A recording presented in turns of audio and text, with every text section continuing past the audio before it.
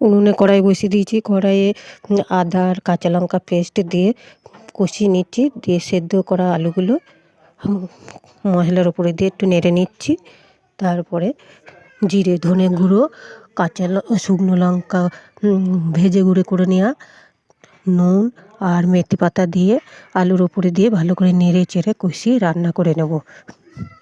এইভাবেই আমি চপের তরকারি তৈরি করি। ভালো করে কষিয়ে নেব। কেমন হয়েছে তরকারিটা বলো বন্ধুরা।